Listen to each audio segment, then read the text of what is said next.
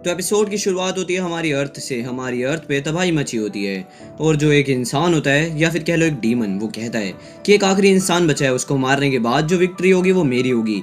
वो इंसान को वो मार देता है और उस इंसान का खून निकलता है। वो इंसान हमारा मेन करेक्टर होता है। तभी वो कहता है ये जो वर्ल्ड है ये डिस्ट्रॉय हो गई, कई सारे बुरे लोगों ने यहाँ पे हमला कर दिया, हमारी जो ह्यूमन रेस थी वो अब मारी जा चुकी है, जो लोग बचे भी थे वो भी मॉन्स्टर बन गए, मैं अकेला बचा था, मैंने अकेले लड़ना चालू करा पर अब मैं हार चुका हूँ, अब मैं क्या करूँ। तभी वो कहता है मासीन तारतरस, जो उस लॉर्ड ऑफ डीमंस का नाम होता है। सामने वाला लॉर्ड ऑफ डीमन कहता है कि मुझे लगता है कि तुम्हारे को दर्द हो रहा है, क्या मैं तुम्हारी मदद करूं। तभी वो उस पर एक स्पेल का यूज़ करता है और कहता है कि तुम अब थोड़ी देर बाद मरोगे, इसलिए अब हमारे को थोड़ा टाइम मिल गया है जिसके अंदर हम बात कर सकते हैं। ह्यूमन, तुम्हारा नाम ज़ेपीरो है ना, और हाँ तुम एक पहले ऐसे इंसान हो जो बड़े टाइम से मुझे परेशान कर रहे थे, पर अब फाइनली मैंने तुम्हारे को तुम्हारा सबक सिखा दिया। लोग कहते हैं जब कोई किसी से हारता है तो वो काफ़ी बुरा दिख रहा होता है, पर तुम तो अभी भी बिल्कुल एकदम शान में हो और मुझे लगता है कि तुम जस्ट वीक हो। उसके बाद में जो वो डीमन होता है वो कहता है कि मुझे जब भी मैं कमज़ोर लोगों को देखता हूँ तो बहुत ज़्यादा गुस्सा आ जाता है, शायद तुम भी इस चीज़ को समझ सको। जो इंसान बहुत जल्दी गिव अप कर देते हैं उनके ऊपर मुझे बहुत गुस्सा आता है। तुम सबसे ज़्यादा स्ट्रॉन्गेस्ट ह्यूमन हो, शायद तुम समझ सको इस बात को। और हाँ, मैं तुम्हारे को एक एडवाइस देना चाहूँगा, क्योंकि तुम मेरे से हार चुके हो तो क्यों ना तुम मेरे साथ काम करो। इस छोटी सी वर्ल्ड को छोड़ के हम पूरी दुनिया पे राज करेंगे, हम इस वर्ल्ड को कॉन्क्यूर कर लेंगे। हम दोनों अपनी पावर को जोड़ लेते हैं और इस दुनिया पे राज करते हैं। तभी वो इंसान कहता है क्या क्या ये सच है, क्या तुम सच्ची में मुझे एक्सेप्ट कर लोगे। वो कहता है ऑफ कोर्स, इसमें क्या बुरी बात है। तभी वो हीरो कहता है नॉट बैड, और अपने मन में वो कहने लगता है कि मेरी जो फुल बॉडी है वो डिस्ट्रॉय हो चुकी है, मुझे पक्का पता है कि अब ये रिकवर नहीं हो सकती, मुझे इसके बारे में कुछ ना कुछ करना पड़ेगा, नहीं तो ये जो ऑफ़र है इससे ये यही चाहता है कि मैं अपनी जान की भीख मांगूं, और ये यही चाहता है कि मैं तड़पूं अपनी जान के लिए। इस इंसान ने या फिर कह लो डीमन ने मेरी तरफ से जो भी मेरे दोस्त थे, मेरे घर वाले थे, मेरे जो जो लड़की को वो प्यार करता था उसको भी उसने मार दिया था। उसके बाद में वो दोनों हाथ मिलाने लगते हैं। तभी वो अपने मन में ही कह रहा होता है कि मैं क्या हाथ मिला लूँ। जैसे वो हाथ मिलाता है तो कहता है कि वो पावर से शायद मेरी जो पूरी बॉडी है वो फट जाएगी, पर मैं ऐसा करके रहूँगा, ये मेरा आंसर है, फक ऑफ। और वो उसे कहते ही पूरी जो जगह होती है उसे फाड़ देता है, एंड वो खुद तो मार ही जाता है, बट जो डीमन लॉर्ड का हाथ होता है वो भी टूट जाता है या फिर कह लो फट जाता है। उसके बाद जो डीमन लॉर्ड होता है वो कहता है मेरे हाथ को क्या हुआ, एक मिनट, मेरे हाथ को क्या हुआ। और उसे बहुत ज़्यादा गुस्सा आ जाता है।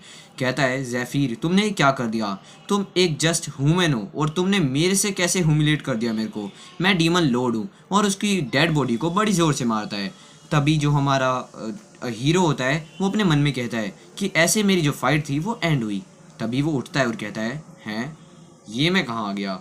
और उसे कुछ समझ नहीं आ रहा होता, क्योंकि जो उसकी इंजरीज होती हैं वो सारी हील गई होती हैं, हील यानी कि वो ठीक हो गई होती है। और वो कहता है कि जो मेरा आर्मर है वो भी बिल्कुल नए जैसा हो गया है, ऐसा हो कैसे गया। उसके बाद में वो कहता है मैं कहाँ आ चुका हूँ।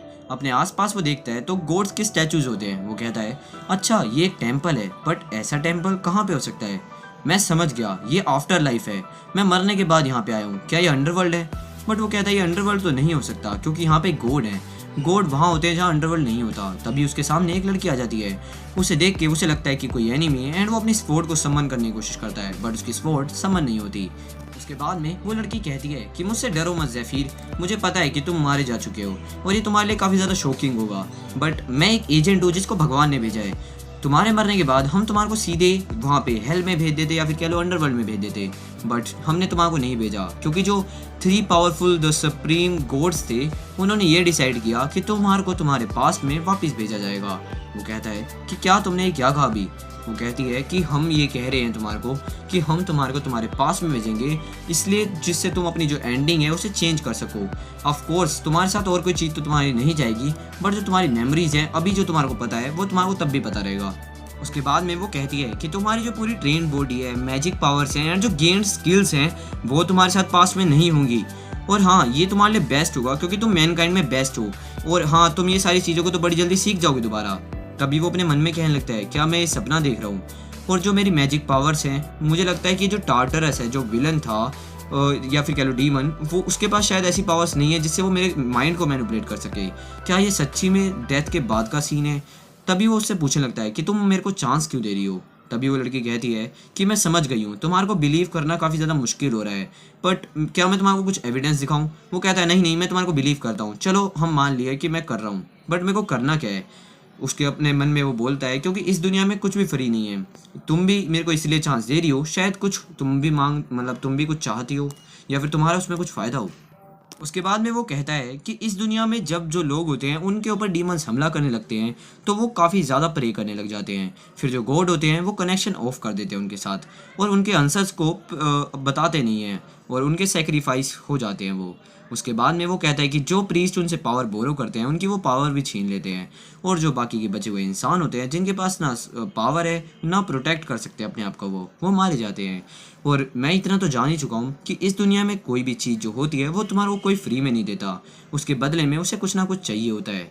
तभी वो जो फेरी होती है वो बोलती है वेरी वेल, तुमने काफ़ी अच्छा आंसर दिया, इसलिए मैं तुम्हारे को कुछ बताना चाहूँगी, शो अस। उसके बाद वो होता है क्या? वो कहती है कि जो गॉड्स हैं वो तुम्हारे को बड़े टाइम से देखते आ रहे हैं, इतने इंसान नहीं होते भगवान जिन्हें देखते हैं, और एक स्ट्रॉन्ग विल जो होता है उसी को वो देखते हैं।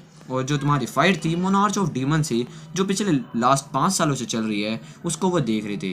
वो कहता है, और जो वो लड़की होती है वो कहती है कि उसे देखने में मज़ा आया, और वो कहती है कि बहुत सारे जो गोड्स थे उन्होंने तुम्हारी उस फाइट को देखा एंड ये देखा कि तुम काफ़ी ज़्यादा जल्दी रिटायर्ड हो गए हो, और हम नहीं चाहते कि इतनी जल्दी जो ये वर्ल्ड है ये ख़त्म हो जाए, और अगर तुम ध्यान से देखो तो तुम्हारे पास ज़्यादा लक था, शायद वो तुम्हारे को सपोर्ट कर पाता उस टाइम पे। और उसके बाद जो वो लड़की होती है वो कहती है कि जो सारे गोड्स होते हैं वो तुम्हारे को इसलिए भी देखते हैं क्योंकि उन्हें काफ़ी ज़्यादा मज़ा आता है। तभी वो उन पे जोर का एक हमला कर देता है एंड बोलता है क्या वो फ़नी था? हम लोग मिलके अपनी लाइफ्स के साथ फाइट कर रहे होते हैं और तुम्हारे को इसके अंदर मज़ा आता है देखने में, और तुम ये कैसे गोड्स हो? क्या तुमने इंसानों को एंटरटेनमेंट के लिए रखा हुआ है? क्या एक इंसान एंटरटेनमेंट है? ये किस टाइप के थॉट्स है तुम्हारे?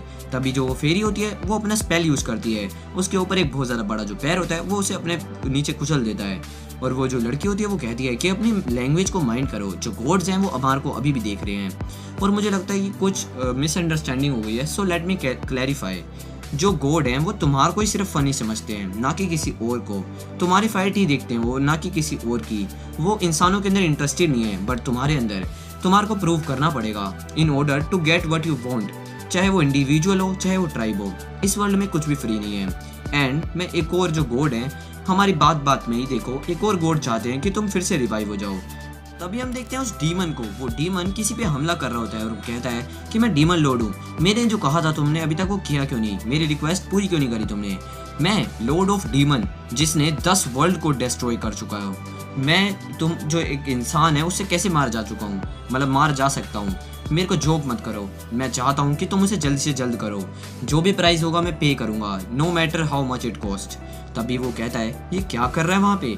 डीमन लॉर्ड तारतरोस जो एक गॉड है डिस्ट्रक्शन का, उसने 10 वर्ल्ड को डिस्ट्रॉय किया है, उनमें से एक हमारे मेन कैरेक्टर की भी है। वो लड़की कहती है कि उसका जो गोल है वो ये है कि जो सारी वर्ल्ड्स हैं उन्हें डिस्ट्रॉय कर देना, और हाँ वो एक भी फाइट नहीं हारा। सो एक वो ऐसा वॉरियर है जो कभी हार नहीं मानता और कभी किसी से नहीं हारता, बट बिकॉज ऑफ यू वो रिकॉर्ड जो था वो टूट गया और उसकी जो प्राइड थी वो काफ़ी ज़्यादा हर्ट हुई।